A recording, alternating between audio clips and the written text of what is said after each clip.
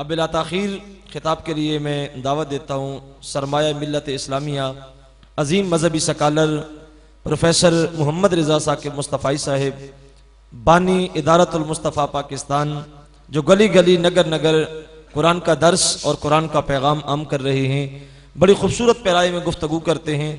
آپ ساتھیوں سے گزارش ہے کہ اپنی توجہ سماعتوں کی پوری حضرت کی طرف رکھیں اور بلا تاخیر اب خطاب فرمائیں گے پروفیسر محمد رضا ثاقب مصطفی صاحب۔ الحمدللہ رب العالمین والعاقبۃ للمتقین والصلاۃ والسلام علی سید الانبیاء والمرسلین۔ قال اللہ تعالی وتبارک فی القرآن المجید والفرقان الحمید۔ بسم اللہ الرحمن الرحیم۔ لقد من اللہ علی المؤمنین اذ بعث فیہم رسولا، صدق اللہ مولانا العظیم وصدق رسولہ النبی الکریم الرؤوف الرحیم۔ تمام حمد و ثنا، تعریف و توصیف اللہ جل مجدہ الکریم کی ذات بابرکات کے لیے، جو خالق کائنات بھی ہے اور مالک شاشہات بھی۔ اللہ جل وعلا کی حمد و ثنا کے بعد حضور نبی اکرم شفیع امم رسول محتشم نبی مکرم صلی اللہ علیہ وسلم کے حضور ناز میں اپنی عقیدتوں اور محبتوں کا خراج پیش کرنے کے بعد، معزز محترم محتشم سامعین، السلام علیکم ورحمۃ اللہ وبرکاتہ۔ میں زیادہ لمبی گفتگو نہیں کرنی، اختصار کے ساتھ کچھ باتیں آپ کے گوش گزار کرنا چاہوں گا۔ اللہ تعالیٰ میری زبان پہ کلمۃ الحق جاری فرمائے۔ جیسا کہ آپ سب کے علم میں ہے کہ آج کی یہ سالانہ محفل نعت جو سال ہر سال سے یہاں انعقاد پذیر ہو رہی ہے، ہمارے محترم عالی مرتبت جناب ملک یوسف صاحب، جناب محترم ملک ناصر صاحب اور جناب ملک آصف صاحب اپنے بزرگوں کے ایصال ثواب کے لیے بارگاہ رسالت مآب صلی اللہ علیہ وسلم میں ہدیہ عقیدت پیش کیا کرتے ہیں۔ آگے ہر سال ان کے والد بزرگوار بھی اس محفل میں موجود ہوا کرتے تھے۔ آج پہلا موقع ہے کہ وہ اس محفل میں شریک نہیں ہیں۔ اللہ اس کی برکتیں ان کی قبر میں اتار دے اور ان کی قبر کو وسیع، کشادہ، منور، خوشبودار اور ٹھنڈا کر دے۔ آقا کریم علیہ السلام کا تذکرہ نور کرنے اور سننے کے لیے ہم ہر سال یہاں جمع ہوتے ہیں اور اپنی سعادت مندیوں کے حصے سمیٹتے ہیں۔ حضور کا ذکر نور یقیناً ہمیں تسکین دیتا ہے اور اس سے ہم قرار پاتے ہیں۔ حضرت شیخ مہدی الفاسی علیہ رحمہ کا قول میں اکثر بیان کرتا ہوں کہ آپ فرماتے ہیں کہ حضور کا ذکر سن کر جس شخص کے سینے میں ٹھنڈ نہیں پڑتی، اس کے سینے میں دھڑکنے والا دل کسی مومن کا دل ہی نہیں ہے۔ یہ ہو ہی نہیں سکتا کہ حضور کا ذکر ہو اور تسکین نہ پہنچے۔ تو اہل ایمان حضور کے ذکر سے تسکین پاتے آئے ہیں اور یقیناً یہ شے ان کے لیے باعث قرار ہے اور وہ اس سے اپنے قلب میں ایک ٹھنڈک اور راحت کو اترتا ہوا محسوس کرتے ہیں۔ ویسے تو پورا سال ہی حضور کے نام کی محافل کا انعقاد جاری رہتا ہے، لیکن ربیع الاول کا چاند طلوع ہوتے ہی محافل کا جو سلسلہ شروع ہوتا ہے وہ کئی مہینوں پر پھیل جاتا ہے۔ اب ربیع الثانی بھی نہیں، جمادی الاولیٰ ہے، وہ بھی نصف کو چھو رہی ہے، لیکن اس کے باوجود حضور کے نام سے محافل کا جو آغاز ربیع الاول میں ہوا تھا وہ ابھی تک جاری ہے۔ جب سے چند بد نصیب لوگوں نے الٹی ٹیڑھی لکیریں کھینچ کر کے انہیں پیغمبر حسن کے خاکے قرار دیا تو امت کے سینوں میں ایک ابال پیدا ہوا ہے۔ علامہ اقبال نے کہا تھا، مسلماں کو مسلماں کر دیا طوفان مغرب نے، تو رد عمل پیدا ہوا اور پھر کائنات کا کوئی کونا اور گوشہ نہیں ہے اس کے بعد کہ جہاں حضور کا ذکر نہ ہو رہا ہو۔ آپ نے سنا ہوگا، اس بار اخبارات میں پڑھا ہوگا کہ سمندر میں مچھلیاں پکڑنے والے ماہی گیروں نے اپنی کشتیوں پر 12 ربیع الاول کے دن جھنڈے گاڑ کر کے سمندر کی سطح پر بھی نام محمد کے نعرے بلند کیے ہیں۔ مغرب کے پاس جدید سیٹلائٹ کا نظام موجود ہے، وہ دیکھے نا کہ کائنات کا کوئی کونا ایسا نہیں بچا ہے جہاں حضور کے نام کے قصیدے نہ پڑھے جا رہے ہیں۔ اور سیدی اعلیٰ حضرت نے کیا خوب کہا، فرش پہ تازہ چھیڑ چھاڑ، عرش پہ طرفہ دھوم دھام، کان جدھر لگائیے تیری ہی داستان ہے۔ تو آج بھی ہم اسی مقصد کے لیے یہاں جمع ہوئے ہیں۔ کچھ لوگوں کو دین سمجھنے میں غلطی لگ گئی ہے، وہ سمجھتے ہیں کہ شاید نماز، روزہ، حج، زکوٰۃ اور دیگر امور شرعیہ ہی دین ہیں، اور اسی لیے وہ حضور علیہ السلام کے ذکر کی محافل کے انعقاد پر دلائل طلب کرتے ہیں۔ دلائل کی کمی نہیں ہے، ہمارے علماء دلائل کے انبار لگا دیتے ہیں، لیکن میں کہا کرتا ہوں کیا ذکر رسول کے لیے بھی کسی دلیل کی ضرورت ہے؟ کبھی ایسا ہوا ہے کہ پھولوں کا ذکر چھڑا ہو اور بلبل کہے لکھا کہاں ہے؟ کبھی ایسا ہوا ہے کہ بات شمع کی چل رہی ہو اور پروانہ دلیلیں ڈھونڈ رہا؟ اور یہ بھی ممکن نہیں ہے کہ بات سرکار مدینہ کی ہو رہی ہو اور امتی کو کسی دلیل کی ضرورت ہو۔ تو یہ دین سمجھنے میں ٹھوکر لگی۔ ایک ہلکا سا تجزیہ آپ کے سامنے رکھنا چاہتا ہوں، وقت مختصر ہے۔ قرآن مجید کے اندر 6666 آیات ہیں، لیکن جن سے احکام شرعیہ ثابت ہوتے ہیں ان کی تعداد صرف 500 ہے۔ باقی 6166 آیات دیگر موضوعات پہ، مناقب پہ، فضائل پہ، زہد پہ، ترغیب پہ، ترہیب پہ، تذکرہ انبیاء پہ، اولیاء کے تذکروں پہ، بلکہ اس کتے کا بھی تذکرہ ہے جو اصحاب کہف کے پیچھے چلا تھا اور غار کے دھانے پہ بیٹھا ہوا ہے۔ نہ صرف اس کتے کا ذکر ہے، اس کے بیٹھنے کے سٹائل کو بھی بیان کیا۔ وَقَلْبُهُمْ بَاسِطٌ ذِرَاعَيْهِ بِالْوَسِيدِ، اس چونٹی کا بھی تذکرہ ہے جو حضرت سلیمان کی راہیں تک رہی تھی۔ تو قرآن مجید کے اندر صرف نماز، روزہ، حج اور زکوٰۃ کا ذکر ہی نہیں ہے، بلکہ اور دیگر امور کو بھی بیان کیا گیا ہے، اور یہ تو صرف 500 آیات ہیں جن سے احکام دینیہ ثابت ہوتے ہیں، اور باقی آیات دیگر موضوعات پر ہیں۔ اسی طرح احادیث کا ایک بہت بڑا ذخیرہ ہے جو ہمارے تک پہنچا۔ حضرت امام بدر الدین عینی نے عمدۃ القاری شرح صحیح بخاری میں لکھا کہ حضرت امام ابو بکر بن داسہ کہتے ہیں کہ میں نے حضرت امام ابو داود سے سنا، وہ کہتے ہیں میں نے اللہ کے رسول صلی اللہ علیہ وسلم کی 5 لاکھ حدیثیں جمع کی۔ یہ امام بخاری نے یہ جو صحیح بخاری لکھی ہے، اس میں جو ہے وہ 7275 احادیث ہیں، لیکن 1 لاکھ صحیح احادیث آپ کو زبانی یاد تھی، اور ان سے آپ نے اس کا جو ہے وہ خلاصہ تیار کیا ہے۔ تو اس طرح امام ابو داؤد کو حضور علیہ السلام کی 5 لاکھ حدیثیں جمع کرنے کا موقع نصیب ہوا، اور ان سے انہوں نے خلاصہ تیار کیا، تو وہ رہ گئیں 4000 حدیثیں۔ 5 لاکھ احادیث رسول کا مجموعہ 4000 حدیثیں، زہد، مناقب اور فضائل کی حدیثوں کو الگ کر کے جن سے مسائل شرعیہ کا استنباط و استخراج ہوتا تھا، ان حدیثوں کو الگ کیا تو ان کی تعداد بچی صرف 800۔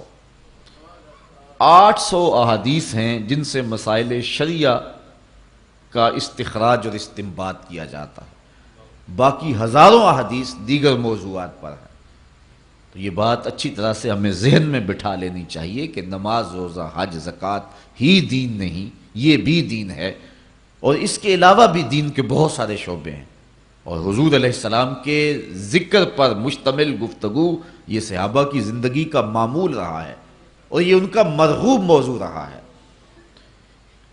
آؤ دین کی باتیں کریں، اس سے صرف نماز، روزہ، حج ہی مراد نہیں ہے، دین کی باتوں میں حضور کا ذکر بھی آتا ہے، اور صحابہ کی مجالس جس طرح دین کی تفہیم، نماز، روزہ کی تدریس اور اس کے ابلاغ کے لیے منعقد ہوتی تھیں، الگ سے صحابہ کی مجالس کا انعقاد جو ہے وہ ہوتا تھا حضور کے خالص ذکر کے لیے، اور اس پر صحابہ میں سینکڑوں احادیث موجود ہیں۔ میں آپ کے سامنے صرف 3 احادیث رکھنا چاہوں گا اور آپ کی توجہ مجھے ایک لمحے کی درکار ہے، چونکہ رات اس وقت میں داخل ہو چکی ہے کہ آپ پوری توجہ کریں گے، نہیں تو نیند آپ کو دبوچ لے گی۔ تو ایک روایت ہے جس کو امام مسلم نے روایت کیا ہے، امام نسائی نے روایت کیا ہے، امام ترمذی نے روایت کیا ہے، حدیث صحیح ہے۔ حضور نبی رحمت صلی اللہ علیہ وآلہ وسلم تشریف لائے تو صحابہ بیٹھے ہوئے تھے، اور بیٹھ کر کے کسی مضمون پہ ان کی گفتگو تھی اور کسی عنوان سے وہ آپس میں مصروف تھے۔ تو آقا کریم نے آ کر کے پوچھا کہ ما اجلسکم، میں یہ لفظ پڑھ رہا ہوں یہ سنن نسائی کے ہیں، ویسے مسلم میں بھی روایت ہے، ترمذی میں بھی روایت موجود ہے۔ آقا کریم نے کہا ما اجلسکم، تمہیں کس شے نے یہاں بٹھایا ہوا ہے؟ آپ سے بھی کوئی پوچھ سکتا ہے نا، رات کا پچھلا پہر ہو رہا ہے، آپ لوگ سارا دن مصروف رہے ہیں، کوئی بندہ بھی آج کل فارغ نہیں ہے، تو آج یہاں اتنی دیر تک آپ کیوں بیٹھے ہوئے ہیں؟ تو کوئی سوال کر سکتا ہے، تو آپ اس کا کوئی جواب تو دیں گے اسے۔ تو حضور علیہ السلام نے صحابہ کو کہا ما اجلسکم، تم کیوں بیٹھے ہوئے، تمہارے جلسے کا مقصد کیا ہے، مقصد جلوس کیا ہے؟ تو صحابہ نے جو جواب دیا وہ جواب سنیے۔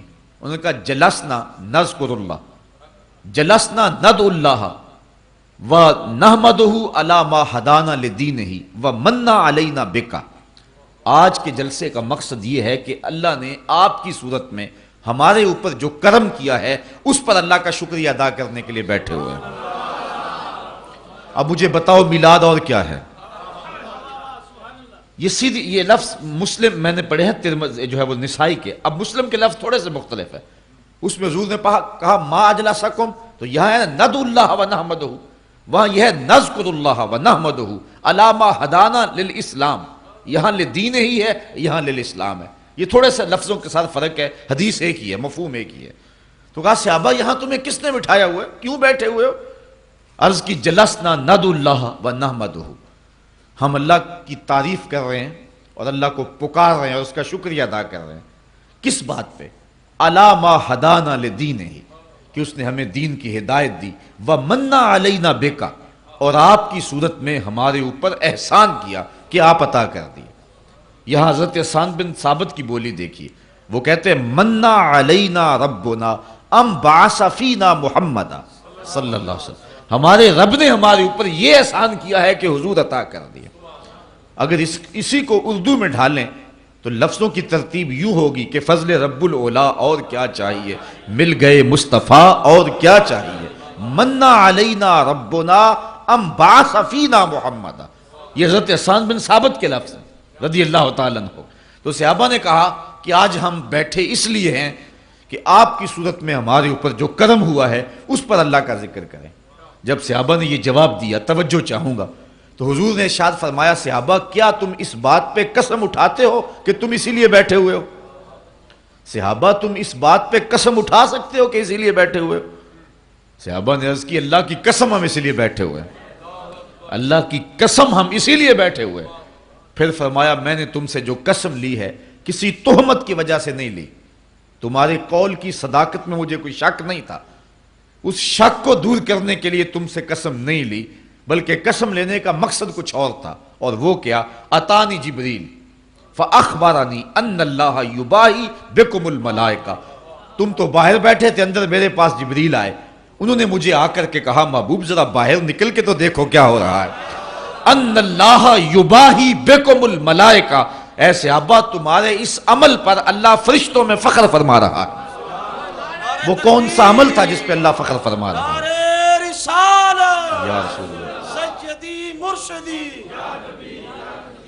جلسنا نذکر اللہ ونحمدہ علی ما ہدانا للاسلام، آج ہم اس لیے بیٹھے ہیں کہ اللہ نے ہمیں ہدایت اسلام دی ہے، اس پر اللہ کا جو ہے وہ شکر ادا کر رہے ہیں اور اس کا ذکر کر رہے ہیں، وَمَنَّ عَلَيْنَا بِكَ، اور آپ کی صورت میں ہمارے اوپر جو کرم ہوا ہے اس پر اللہ کا شکر ادا کر رہے ہیں۔ فرمایا صحابہ قسم دو، صحابہ نے قسم دی، کہا کسی تہمت کی وجہ سے قسم نہیں لی بلکہ ماجرا کچھ اور تھا۔ بعض کا قسم واقعے کی اہمیت کو اجاگر کرنے کے لیے لی جاتی ہے، اس لیے اس بات کو اجاگر کرنے کے لیے قسم لی، کہا قسم اس لیے لی کہ تم متنبہ ہو جاؤ، اور میرے پاس جبریل آئے تھے، انہوں نے مجھے آ کر کے بتایا محبوب تمہارے صحابہ یہ جو کام کر رہے ہیں، ان اللہ یباہی بکم الملائکہ، تو صحابہ کے اس عمل پر اللہ فرشتوں میں فخر فرما رہا ہے۔ تو یہ وہ عمل ہے جس پر اللہ تعالیٰ فخر فرماتا ہے. اور یہ حضور کی صورت میں یہ بات کہی جاتی ہے جی حضور آ گئے، کرم ہو گیا، اب بار بار اس کے تذکرے سے کیا فائدہ؟ ٹھیک ہے نماز پڑھو، روزے رکھو، دین پہ عمل کرو، ساری رات نعت خوانی کرتے رہنا اور ساری رات اسی بات کا تذکرہ کرنا کہ حضور آگے، حضور آگے، ٹھیک ہے جی آگے، اس پر کیا تبصرے کی ضرورت ہے؟ یہ صحابہ سے پوچھئے وہ کیوں بیٹھے ہوئے تھے. اس لیے حضور مل گئے ہیں اور حضور کے حکم بھی سامنے ہیں، مسجد نبوی بھی ہے، نوافل پڑھ سکتے تھے صحابہ اور پڑھا کرتے تھے، مصحف موجود تھا ان کے پاس، تلاوت کر سکتے تھے، لیکن وہ کیوں بیٹھے ہوئے تھے؟ صحابہ سے پوچھا گیا باقاعدہ اور اس پر قسم لی گئی کہ بتاؤ کیوں بیٹھے ہوئے؟ انہوں نے کہا ہم بیٹھے اس لیے ہیں کہ وَمَنَّ عَلَيْنَا بِكَ، اللہ نے آپ کی صورت میں ہمارے اوپر جو کرم کیا ہے ہم بار بار اسی کا ذکر کرتے چلے جا رہے ہیں. اللہ اکبر. تو یہ ایک بات تو یہ بات ذہن میں رکھیں کہ صرف نماز، روزے اور حج اور زکوٰۃ اور دیگر احکام شرعیہ کا نام ہی دین نہیں ہے. اکٹھے بیٹھ کے حسن محمد کی باتیں کرنا اور حضور کے آنے پہ اللہ کا تشکر ادا کرنا یہ بھی عین دین ہے. دوسری حدیث جس میں حضور علیہ السلام نے اپنا ذکر خود کیا، تشریف لائے، صحابہ باہم بیٹھے ہوئے تھے اور آج تذکرہ چل رہا تھا نبیوں کا. ایک نے بولا حضرت آدم علیہ السلام کی بڑی شان ہے، وہ ابو البشر ہے، انسانیت کا نقطہ آغاز ہے. دوسرا بولا بالکل ٹھیک کہا تم نے، لیکن حضرت ابراہیم علیہ السلام کا مرتبہ کون سا کم ہے؟ وہ بیٹے کی گردن پہ اللہ کے نام پہ چھری رکھ دیتے ہیں اور جلتی ہوئی آگ کے انگاروں میں چھلانگ لگا دیتے ہیں. تیسرا بولا حضرت موسیٰ علیہ السلام کا مرتبہ کون سا تھوڑا ہے، ہاتھ میں عصا ہے، سر پہ امامہ ہے اور فرعون کے دربار میں کھڑا ہو کے اللہ کا نبی توحید کا اعلان کر رہا ہے. ایک نے کہا حضرت عیسیٰ علیہ السلام کی شان کون سی کم ہے. یہ گفتگو کر رہے تھے، آگے تذکرہ تو آنا ہی حضور کا تھا، لیکن حضور خود تشریف لے آئے، جس کا تذکرہ ہونا تھا وہ خود ہی آ گئے. آقا کریم فرمائے صحابہ کیا گفتگو کر رہے تھے؟ بلا جھجک کہا ہم نبیوں کا تذکرہ کر رہے ہیں. آج تو ایک پیر دوسرے پیر کا نام نہیں لینے دیتا، لیکن صحابہ نے کہا کہ حضور ہم نبیوں کا ذکر کر رہے ہیں. حضور خوش ہوئے، فرمایا تم نے کہا آدم صفی اللہ ہیں، ہوا کذالک، بالکل ایسے ہے. تم نے کہا نوح نجی اللہ ہیں، ہوا کذالک، بالکل ایسے ہے. تم نے کہا ہے کہ موسیٰ کلیم اللہ ہیں، ہوا کذالک، بالکل ایسے ہے. تم نے کہا عیسیٰ روح اللہ ہیں، ہوا کذالک، بالکل ایسے ہیں. آگے فرمایا الا وانا حبیب اللہ، سن لو میں بھی اللہ کا حبیب ہوں. لواء الحمد بیدی یوم القیامہ، سارا حمد کا جھنڈا قیامت کے دن میرے ہاتھ میں ہوگا. اور یہ جتنے نبیوں کا تم تذکرہ کر رہے ہو، آدم علیہ السلام سے لے کر کے حضرت عیسیٰ تک، یہ سارے کے سارے نبی میرے جھنڈے کے سائے تلے ہوں گے. ولا فخرہ، اور اس پہ میں فخر نہیں کرتا. یہاں ملا علی قاری نے مرقات میں بڑی خوبصورت بات لکھی. وہ کہتے ہیں بات فخر والی ہے، کرتے کیوں نہیں؟ ابو البشر، انسانیت کا نقطہ آغاز، جھنڈے کے سائے تلے کھڑا ہو، بات فخر والی ہے کہ نہیں ہے؟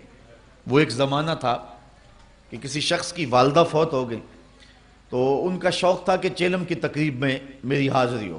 3-4 گھنٹے کا سفر تھا، میں نے معذرت چاہی. تو اس نے کہا جی ہمارے اس مجمع میں بڑے سول اور فوجی حکمران آئیں گے، آپ کو پیغام دینے کا موقع نصیب مل جائے گا، اتنے لوگ بہانے سے اکٹھے ہوں گے. میں نے پھر بھی معذرت چاہی. تو اس نے کہا جی ہمارے ہاں ایک ایٹمی سائنسدان آئیں گے، تو آپ تو پھر آئیں. تو مجھے بھی شوق تھا انہیں دیکھنے کا، تو میں ان کے ہاں چلا گیا.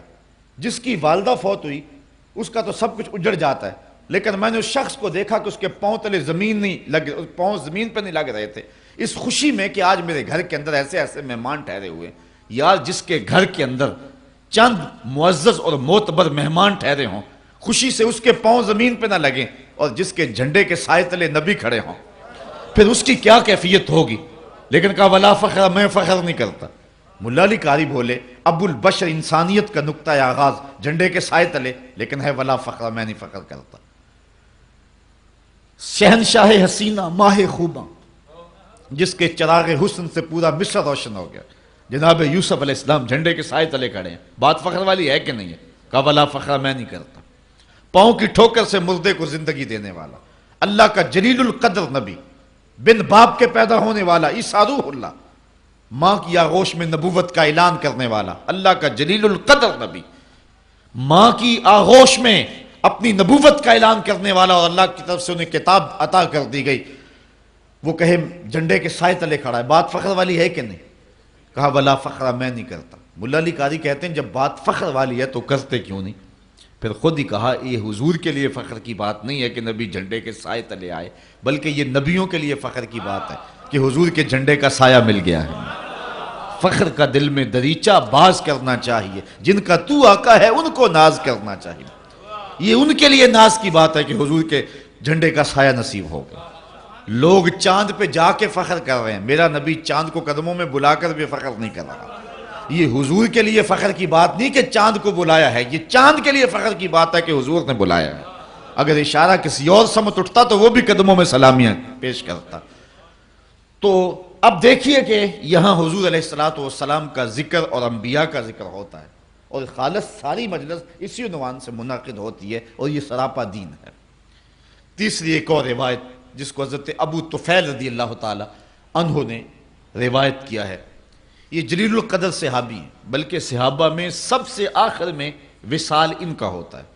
110 ہجری میں ان کا انتقال ہوتا ہے، حضور کے وصال کے پورا 100 سال بعد۔ حج کا موسم ہے، لوگوں کا اجتماع ہے۔ حضرت ابو طفیل اونچے ٹیلے پہ چڑھ گئے، لوگوں کی طرف اشارہ کر کے کہا لوگوں میری جانب آؤ، اس وقت روئے زمین پہ میرے علاوہ کوئی نہیں ہے جس نے حضور کو دیکھا، صرف یہی دو آنکھیں ہیں جنہوں نے جمال محمد عربی کی زیارت کی۔ وہ استاد ابراہیم ذوق نے کہا تھا اپنے شاگردوں کو کہ آنے والی صدیاں تم پہ ناز کریں گی اے لوگو، تم نے ذوق کو دیکھا، تم نے ذوق سے باتیں کی ہیں۔ جس نے استاد ذوق کو دیکھا اس پہ تو زمانہ ناز کرے، پھر جن نگاہوں نے جمال رسول کو دیکھا ہے صلی اللہ علیہ وسلم تو پھر ان آنکھوں پر ناز کیوں نہ کیا جائے۔ تو حضرت ابو طفیل اونچی جگہ پہ کھڑے ہو کر کے کہتے ہیں لوگو آؤ، اس روئے زمین پہ اب میرے علاوہ کوئی نہیں ہے جس نے حضور کو دیکھا ہو، آؤ مجھے حضور علیہ السلام کے بارے میں پوچھو۔ یار میرے جیسا کج مج شخص اگر حضور کا ذکر کرنے کے لیے جمع ہو، حاضر ہو تو کتنے لوگ جمع ہو جاتے ہیں حضور کا ذکر سننے کے لیے۔ یہ میرے لیے کوئی نہیں آیا، یہ ذکر رسول کے لیے آئے ہیں۔ تو یار جب صحابی جس نے آنکھوں سے جمال رسول دیکھا ہے، تو جب اس نے کہا کہ آؤ مجھ سے حضور کا تذکرہ سنو، اور پھر موجود جو ہیں وہ سارے تابعین ہیں، تو پھر بتاؤ ان کی کیفیت کیا ہوگی، ذوق و شوق کا عالم کیا ہوگا، اور محبتوں کا ہجوم کیا ہوگا۔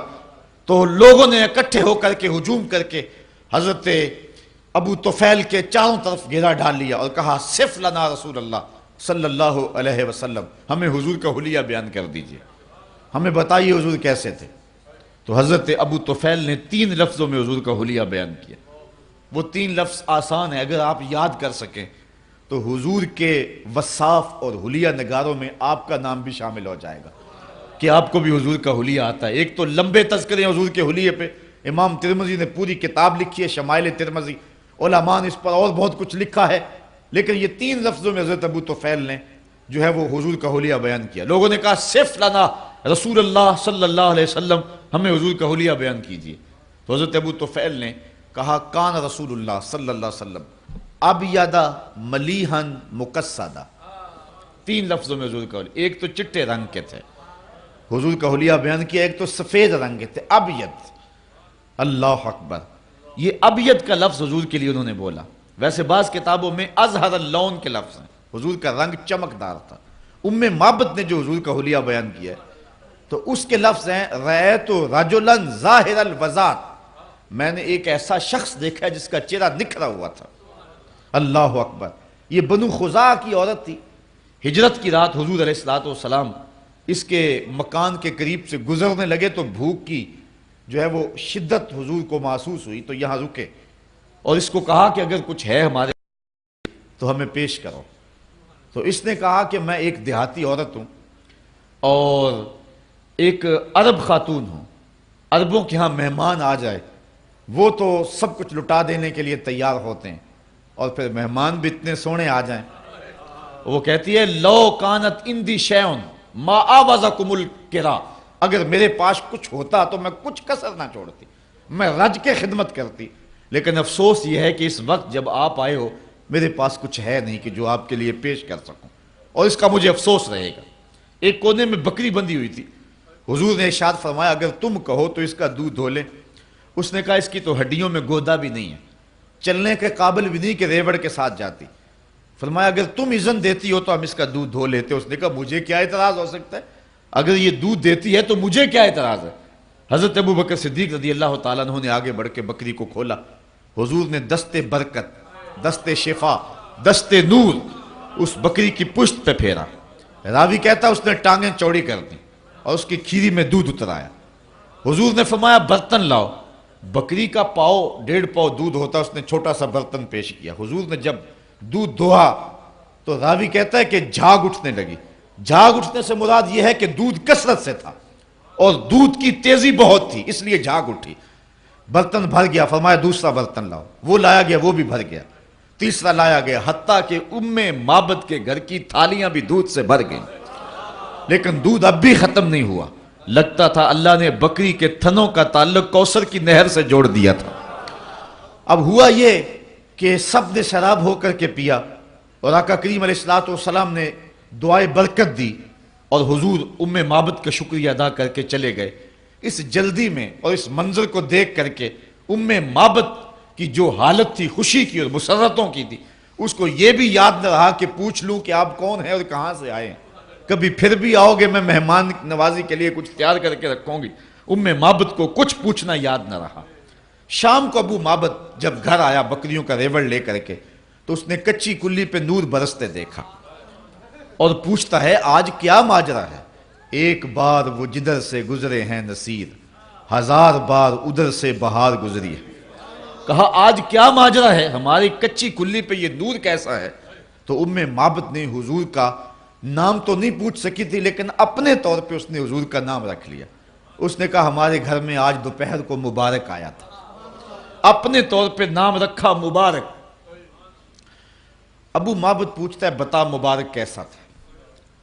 معبد تاصف رسول اللہ صلی اللہ علیہ وسلم. پھر معبد حضور کا حلیہ بیان کرتی ہے. بچپن میں ایک کتاب نظر سے گزری تھی, علموا اولادکم محبت رسول اللہ صلی اللہ علیہ وسلم. ڈاکٹر عبدہ یمانی ایک عرب رائٹر ہے, ان کی کتاب ہے. تو میرا خیال ہے, مجھے یاد پڑ رہا ہے کہ میں نے عربی میں پہلی کتاب یہی پڑھی تھی. تو اس میں معبد کا جو ذکر کیا ہے نا, تو اس نے اس کا جو عنوان قائم کیا ہے, معبد کی حدیث کا جو عنوان قائم کیا ہے, وہ میری زبان سے نکلا تو مجھے پرانا دور یاد آ گیا. یہی اس نے عنوان مقرر کیا, معبد تاصف رسول اللہ صلی اللہ علیہ وسلم. اتنا خوبصورت عنوان اس نے رکھا ہے. وہ جو ہیڈنگ دیا اس نے وہ یہ ہے, معبد تاصف رسول اللہ. وہ کہتا ہے معبد حضور کا حلیہ بیان کرتی ہے. اب اس کے نیچے ساری حدیث بیان کی ہے. تو معبد نے کہا کہ اے میرے شوہر میں کیا بتاؤں وہ مبارک کیسا تھا. رأیت رجلا ظاہر الوضاۃ, میں نے ایسا شخص دیکھا کہ جو بالکل چمکدار چہرے والا تھا. وسیمن کسیمن, خوبصورت تھا, خوبرو تھا. وفی عینہ داجن, اس کی آنکھوں میں جو ہے وہ سیاہی تھی. ایک ایک حضور کے عضو کا تذکرہ کیا, لیکن اس کے 2 لفظ میں آپ کے سامنے رکھوں گا اور آج کی مجلس میں آنے کا مل پڑ جائے گا. 2 لفظ ہے لیکن حد کر دی اس نے. معبد نے کہا میرے شوہر میں کیا بیان کروں وہ کیسا تھا. اس کا حلیہ 2 لفظوں میں سن لو. کہتی ہے معبد اپنے شوہر کو, کہتی ہے ابہن الناس احسنہ من بعید واجملہ من قریب. میرے شوہر میں کیا بتاؤں وہ کتنا سونا تھا. وہ اتنا سونا تھا جب دور سے آتا تھا تو سونا لگتا تھا, جب نیڑے آ گیا تو اور سونا لگتا تھا. کچھ لوگ ہیں دور سے اچھے لگتے ہیں, قریب سے بھلے نہیں لگتے. اور اس میں اس نے صرف حضور کا حلیہ بیان نہیں کیا, حضور کی سیرت بھی بیان کی. بہت کچھ لوگ دور سے اچھے لگتے ہیں, رشتہ داری کر کے دیکھو تو پتہ چلتا ہے کیا. دور سے بھلے لگتے ہیں, قریب آئیں تو کچھ اور ہوتا ہے. وہ کیا کسی نے کہا تھا, اس کے لہجے میں یوں تو برف تھی لیکن جو چھو کے دیکھا تو ہاتھ جل گئے. دور سے بھلے اور قریب آئیں تو کان پھٹتے ہیں, اور دور سے ڈھول سہانے دکھائی دیتے ہیں. کچھ لوگ دور سے سونے لگتے ہیں, کچھ قریب سے سونے لگتے ہیں, اور کچھ نہ دور سے سونے لگتے ہیں نہ قریب سے سونے. اس نے کہا لیکن یہ ایسا تھا کہ دور تھا تو سونا لگتا تھا, قریب آیا تو اور سونا لگتا تھا. اللہ اکبر, حد کر دی معبد نے. اچھا, ابو معبد روزانہ شام کو جب بکریوں کا ریوڑ لے کر کے آتا ہے اور معبد کھانا لے کر کے آتی ہے اپنے شوہر کے لیے, تو معبد جب کھانا پیش کرنے لگتی ہے تو ابو معبد کہتا ہے کھانا رہنے دو، کھانا بعد میں کھائیں گے، پہلے مبارک کی باتیں تو سناؤ۔ روزانہ ان کے گھر میں مبارک کی باتیں ہوتی ہیں۔ اگر اس کو میں سادے لہجے میں کہہ دوں، شاہ صاحب کے کہہ رہے تھے سادہ معجزہ، سادے لہجے میں کہوں یا سنی لہجے میں کہہ دوں تو روزانہ ان کے گھر میں محفل میلاد ہوتی ہے، چونکہ حسن محمد کے قصیدے پڑھنا ہی تو محفل میلاد ہے نا۔ اللہ اکبر۔ تو ابو معبد جب آتا ہے شام کو ریوڑ لے کر کے، معبد بکریاں لے کر کے آتی، وہ روٹی لے کر کے آتی ہے، کھانا لے کر کے آتی ہے، ابو معبد کہتا ہے کھانا بعد میں کھائیں گے، پہلے مبارک کی باتیں سناؤ۔ روزانہ ان کے گھر میں مبارک کا ذکر چلتا ہے۔ کبھی کبھی وہ بچہ بھی بولتا ہے امی مبارک نے یوں ہاتھ رکھا تھا اور اس طرح بکری نے ٹانگیں چوڑی کر دی تھی۔ ابو معبد کہتا ہے کبھی مبارک پھر پلٹ کے آیا، میں اب بکریاں دور نہیں لے کے جایا کروں گا، ان آس پاس پہاڑوں میں رہوں گا، جب بھی کبھی مبارک آئے تو بچے کو دوڑا دینا، دیر نہ کرنا، میں بھی مبارک سے ملنا چاہوں گا۔ اچھا، ابو معبد بکریاں لے کے گیا ہوا ہے، معبد گھر کا سودا سلف لینے کے لیے قریبی بستی میں گئی، سودا نہیں مل رہا، چلتے چلتے آگے چلی، چلتے چلتے مدینہ منورہ پہنچ گئے۔ بازار میں سودا خرید رہی تھی کہ حضرت ابو بکر صدیق گزرے رضی اللہ تعالی عنہ۔ معبد نے تو نہیں دیکھا لیکن بچے نے دیکھ لیا۔ اب بچے نے جو کہا وہ لفظ سنیے، میں وہ سارے لفظ آپ کے سامنے رکھوں گا، گو اس کا ترجمہ نہ بھی کروں تو پھر بھی آپ لفظوں کے اندر جو ہے وہ خوشی کا اظہار ہے اور جو کیفیت ہے لفظوں کی، اس سے پتہ آپ لگائیں گے کہ کتنی خوشی کا عالم تھا۔ وہ بچہ خوشی سے اچھلا اور کہنے لگا یا اماں ہو حاضر رجل الذی کانا مال مبارک، امی یہ وہ بندہ جا رہا جو اس دن مبارک کے ساتھ تھا۔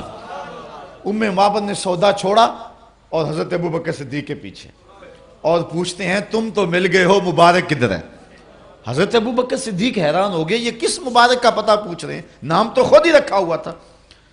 تو کہا وہی جس نے بکری کی پشت پہ ہاتھ پھیرا تھا، آپ سمجھ گئے یہ تو وہ راستے والی خاتون ہے۔ کہا آؤ تمہیں مبارک کے ڈیرے پہ لے چلو۔ حضور صحن مسجد نبوی میں تھے تو معبد اور اس کے بچے کو جناب سیدنا صدیق اکبر رضی اللہ تعالی عنہ لے گئے۔ جب حضور کو دیکھا تو معبد جو ہے وہ اس کا بچہ پکار اٹھا، امی وہ دیکھو مبارک بیٹھا ہوا۔ حضور کی خدمت میں حاضر ہوئے، آقا نے دین اسلام پیش کیا، انہوں نے قبول کیا۔ واپس پلٹے شام کو ابو معبد جب بکریاں لے کر کے گھر آیا تو اس نے کچی کلی پہ پھر انوار دیکھے، ان کی آنکھوں میں پھر چمک دیکھی۔ پوچھتا ہے آج تم نے بلایا کیوں نہیں، مبارک پھر آیا تھا؟ انہوں نے کہا مبارک تو نہیں آیا لیکن ہم اسے مل رہے ہیں، ہم اس کی زیارت کر رہے ہیں۔ کہا کون ہے اور کہاں رہتا ہے؟ کہا جسے دنیا محمد کہتی ہے وہی تو مبارک ہے۔ اللہ اکبر۔ سیرت نگار لکھتے ہیں یہ بکری عام الرمادہ تک حضرت معبد کے پاس موجود رہی۔ یہ حضرت عمر فاروق کے دور کے اندر قحط کا ایک سال آیا تھا، جبکہ سبزے خشک ہو گئے تھے اور کہیں سے نہ پانی ملتا تھا نہ سبزہ ملتا تھا، لیکن جس کو دودھ کی ضرورت ہوتی معبد کے ڈیرے سے مل جاتا تھا۔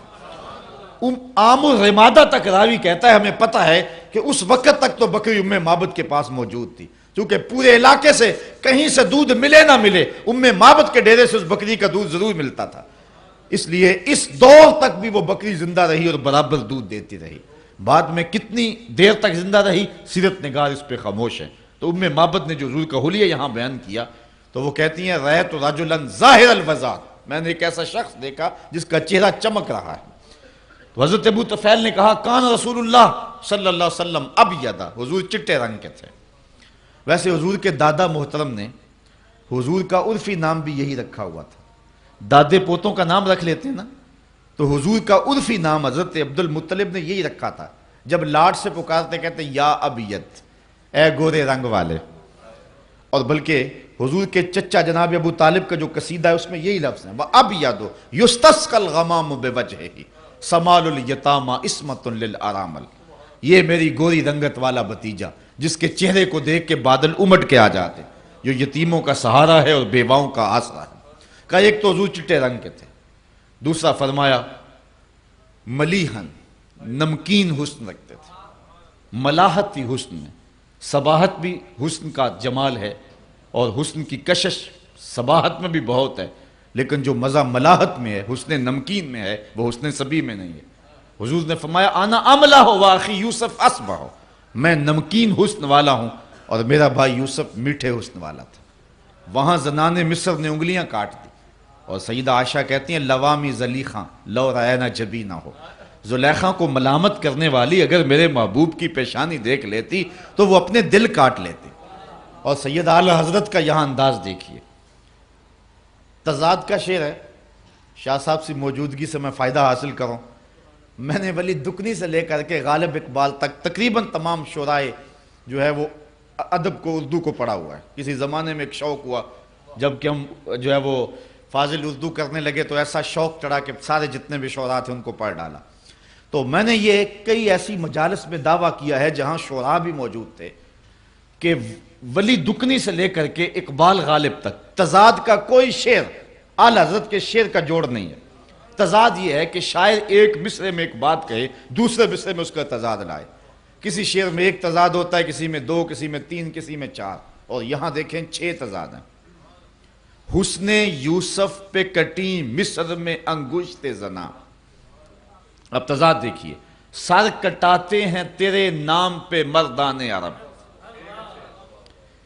ادھر عورتیں ہیں ادھر مرد ہیں، وہ عورتیں بھی مصر کی، یہ مرد بھی عرب کے، اور انہوں نے دیکھ کر اور انہوں نے صرف سن کر، اور ان کی انگلیاں کٹیں، ان کے سر کٹتے، اور ان کی انگلیاں کٹیں ماضی کی کہانی، کٹاتے ہیں مضارع ہے، تسلسل جاری ہے، عامر چیمہ نے ابھی کل گردن کٹوائی، اور ادھر کٹیں یہ بے اختیاری میں ہوا ہے، لازم ہے، اور کٹاتے ہیں متعدی ہے، قصد پایا جاتا ہے، اور ادھر انگلیاں کٹ گئیں ایمان پھر بھی نہ لائیں، ادھر ایمان پہلے لائے سر پھر کٹائے۔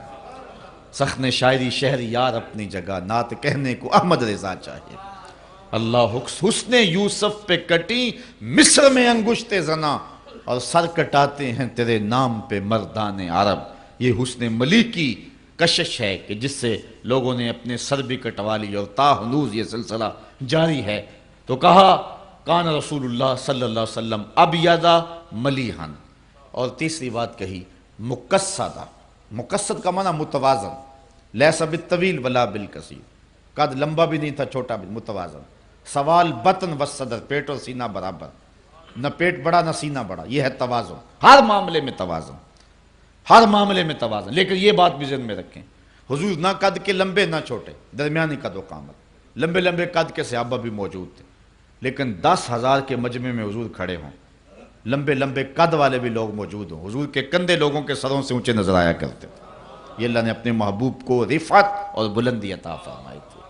تو حضرت ابو طفیل رضی اللہ تعالیٰ عنہ نے کہا آؤ میں تمہیں حضور کا حلیہ بیان کروں، تو 3 لفظوں میں حلیہ بیان کیا، کان رسول اللہ صلی اللہ علیہ وسلم ابیض ملیحن مقصدہ۔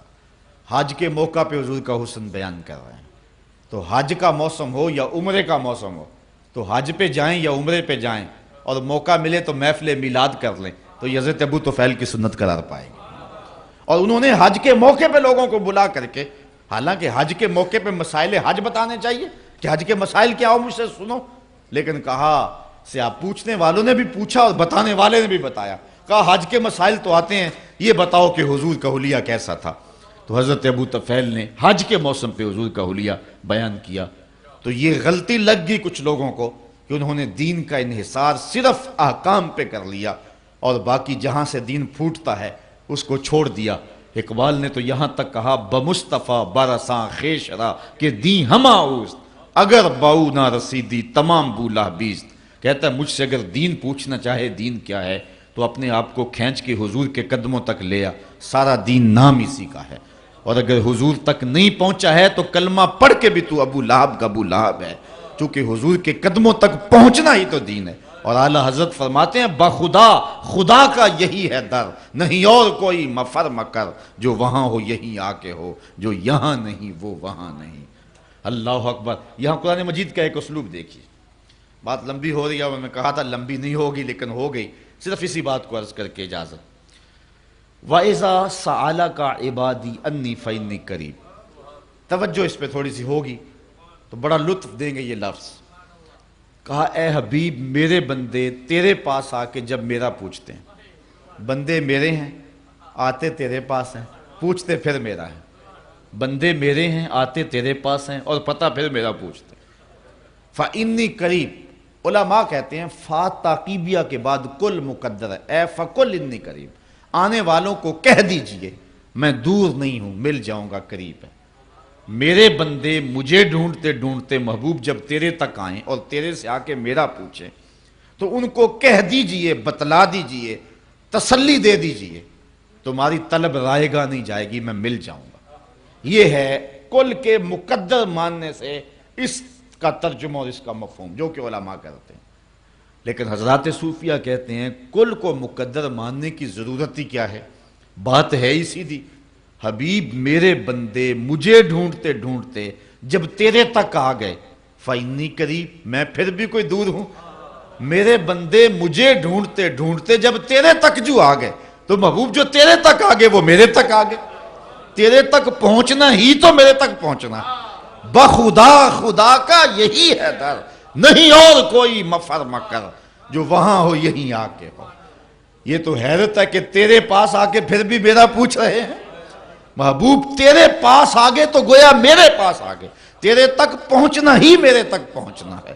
اور اقبال کہتا ہے خضر بتلائے تو کیوں کر بتلائے، اگر ماہی پوچھے کہ دریا کہاں ہے، وہ چھلانگ لگا کے غوطے کھا کے پھر سر نکال کے کہے مجھے دریا کا پتہ تو بتاؤ، میں دریا میں جانا ہے۔ کہا محبوب یہ کیا ہے کہ تیرے پاس آ کے پھر بھی میرا پوچھ رہے ہیں؟ محبوب جو تیرے تک آگے ہیں وہ میرے تک آگے ہیں۔ اور اقبال نے اسی پیرائے کو اپنے انداز میں کہا بمصطفیٰ برساں خیش را کے دیں ہم آؤز، اگر باؤ نہ رسیدی تمام بولا بیز۔ اور شیخ مجدد کا یہاں انداز دیکھیے، من خدا را ازاں پرستم کہ او رب محمد ہے، من خدا را ازاں پرستم کہ او رب محمد ہے۔ کہا لوگو تم بھی خدا کو مانتے ہو اور میں بھی مانتا ہوں، تم شاید اس لیے مانتے ہو تمہیں آسمان سے دلیل ملی ہو، تم اس لیے مانتے ہو کہ تم نے چاند ستاروں کو دیکھا پھر اسے مان لیا، لیکن میں تو خدا کو محمد کو دیکھ کے مان رہا ہوں۔ بخدا خدا کا یہی ہے در، نہیں اور کوئی مفر مکر۔ اللہ اکبر۔ اعلیٰ حضرت فرماتے ہیں فیض پہنچا ہے رضا احمد پاک کا، ورنہ ہم کیا جانتے خدا کون ہے۔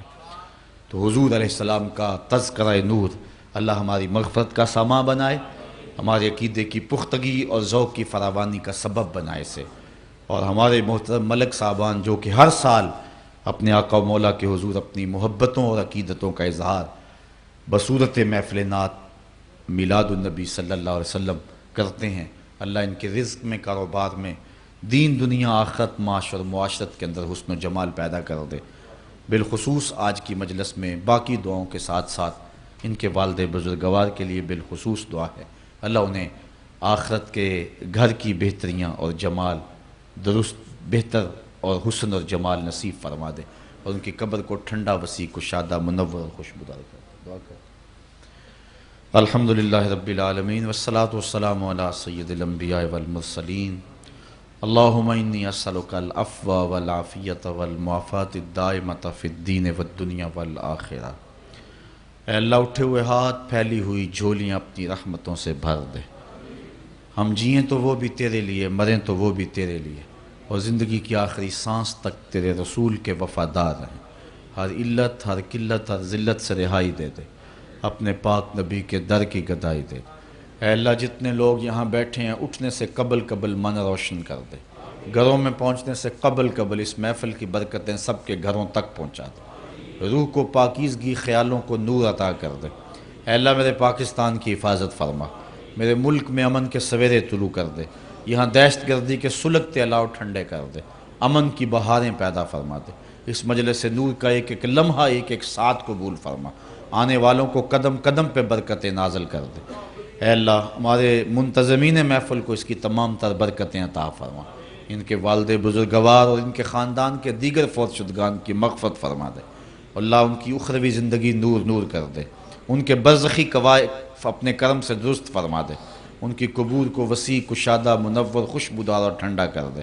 بیرون ملک جو ہمارے بھائی ہیں اللہ انہیں خیریت سے وہاں رہنا اور خیریت سے اپنے وطن آنا نصیب فرمانا، اور اے اللہ اپنے خاص کرم کا حصہ ہمارے محترم ملک صاحب کو اور ان کے دیگر خاندان کو نصیب فرمانا، اور اس جگہ کو جلد تکمیل کے مراحل سے تعمیر کے مراحل سے گزار کے تکمیل کی منزل تک پہنچا دے، اور ان کے لیے رزق حلال اور رزق وسیع کے سامان پیدا مزید فرما دے۔